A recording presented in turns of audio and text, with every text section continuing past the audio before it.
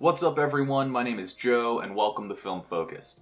Today we're going to be taking a look at black and white and color negative film and comparing them. I want to look at some pros and cons of shooting either film and then explain to you different applications for actually using the film to help you decide which is better for you. Let's start off by talking about the pros and cons of black and white film. Now the first con of shooting black and white film, and this may sound kind of funny, but it's that there are almost too many emulsions out there for you to try, especially when you're just getting started. It can be kind of overwhelming, picking an emulsion and going with it and just trusting it. Kind of the main suggestion out there is Tri-X400 or Ilford HP5. Those are two really good films to get started with. They're very forgiving. You can make a lot of errors and mistakes when you're shooting and still end up with a perfectly exposed roll once it's developed. So those are two good rolls to start with, but you still want to do your research and test out a handful of different ones to see which ones work for you.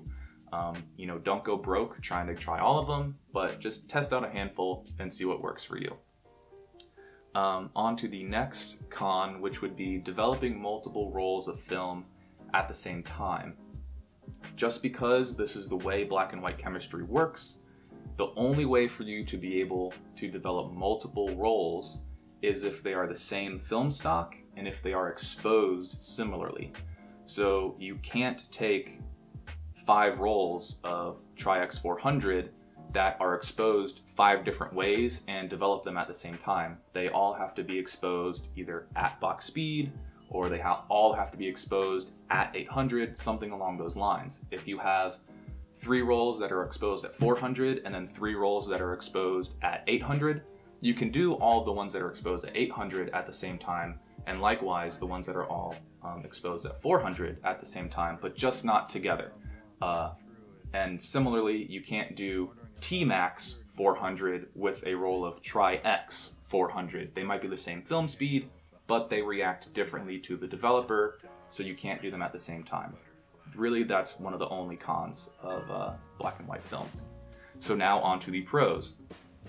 First and foremost, the film itself and the chemicals necessary to develop black and white film, they tend to be a little bit cheaper than their color counterpart. On top of that, exposure latitude. This comes down to the film's ability to accidentally be over or underexposed and still turn out or end up with a good negative. And black and white film tends to be a little bit better than color film. Especially films like Tri-X400 and Ilford HP5. They're very forgiving. You can make a lot of mistakes and errors that are relatively minor within 1 or 2 stops, and when they're developed, the images will still be fully usable, and easy to scan. But there are other black and white films that are a little bit more specific and precise that need to be exposed a certain way in order to get a good image. But all in all, it tends to be easier to expose black and white film. And then that goes into pushing and pulling film. Pushing and pulling film is much easier with black and white film, and just like I said earlier, Tri-X400, Ilford HP5, those are really good films to push and pull, and that's the act of purposefully over or underexposing film, which you would then under or over develop depending on how you exposed it. This really only works well with black and white film. It doesn't work too well with color negative film, although some may argue against that.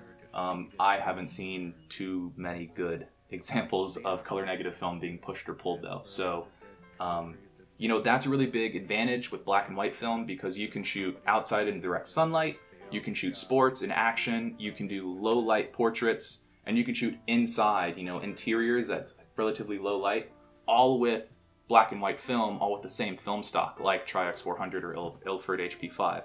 And that's a really huge benefit, especially if you only have, black and white film, that would work for you. Whereas if you had Portra 400, you wouldn't really be able to get away with that completely. Last but not least, tonality. So the tonality of black and white film is much, much better than shooting digitally. And The reason why that is because when you're shooting black and white film, the silver is actually reacting to the light that's hitting it. Whereas in a digital camera, you have a computer that is interpreting the light that's hitting the sensor and then giving it an RGB value. So even though you have a lot of megapixels and everything, you don't have as smooth of gradients and transitions between the tones than you would shooting black and white film. And the more you shoot it, the more apparent that becomes to you. So I'd say that's kind of one of the last pros of shooting black and white film. Okay, on to color negative film. Just like black and white film, let's start with the cons. Like I said earlier, color negative chemicals tend to be really expensive, and the film itself tends to be a little bit more expensive than its black and white counterpart. I think this 5-pack of Portra 400 is around $35 or $32. Tri-X 400 and T-Max 400, they range around like $24, $25 for a 5-pack. So not too apparent in smaller batches, but when you're buying loads and loads of film, it really adds up. And let's see, the actual development process is also very sensitive to time and temperature.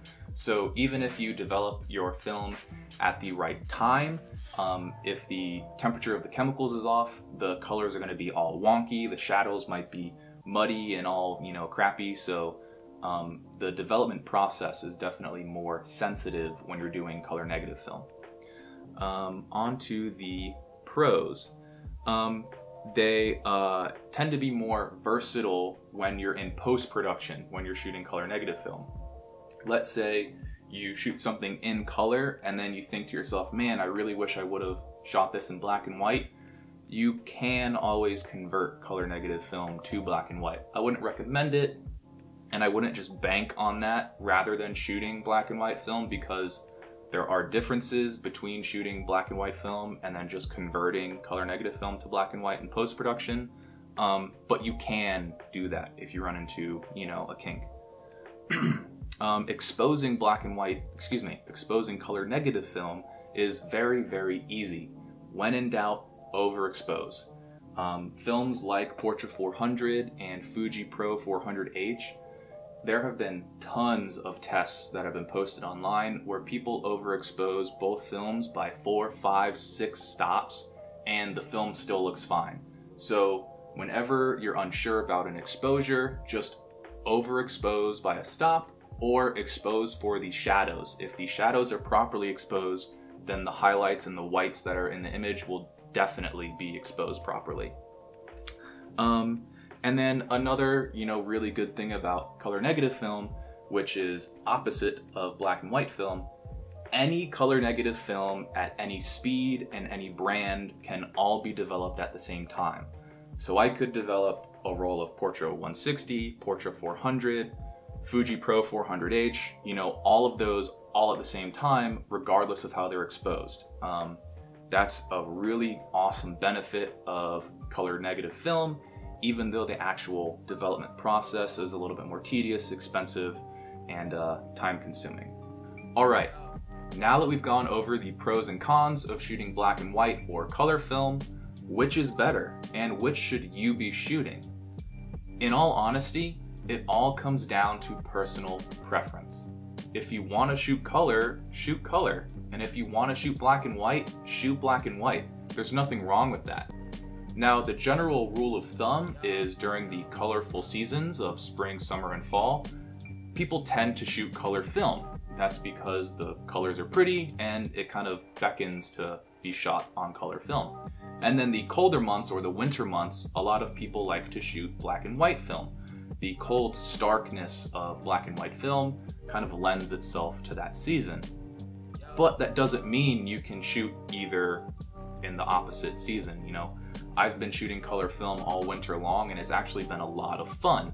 And there's nothing wrong with shooting black and white film in the middle of summer. There's nothing wrong with that. But, you know, a lot of people will say if colors are vibrant, you want to shoot them in color. Color is important, but you can also learn a lot from shooting black and white film. So you make the decision.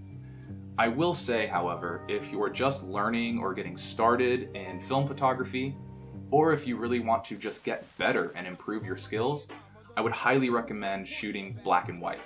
You know, there's a reason why 9 out of 10 intro to photography courses, whether it's in high school or in college, they're all shot on 35mm, or at least you're learning on 35mm black and white film. And the reason for that is because black and white film is it's a foundation, it's a building block of how to improve your skills and how to become better. It's much easier to objectively learn from shooting black and white film than it is with color film. A lot of people can get distracted by just adding contrast and saturation to a color image and thinking that it's a good shot. When in actuality, there's so much more that goes into creating a photograph, and learning on black and white will help teach you that. You know, you'll learn more about exposure, about your highlights, your shadows, your composition, your vantage point, how focusing and using different apertures affect the way that your image looks and feels and is interpreted by others. So, you know, I'd highly recommend that to, you know, novices or people who are just trying to get better in terms of being a photographer. You can learn a lot from black and white film.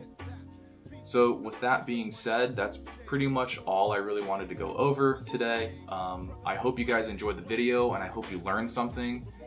If you liked the video, please give it a thumbs up and hit the subscribe button. If you have any comments or questions, please leave them down below and I'll get back to you when I can. Thank you so much for stopping by. I really appreciate you, coming here and checking out the video. I hope you guys have a great day and I will see you next time.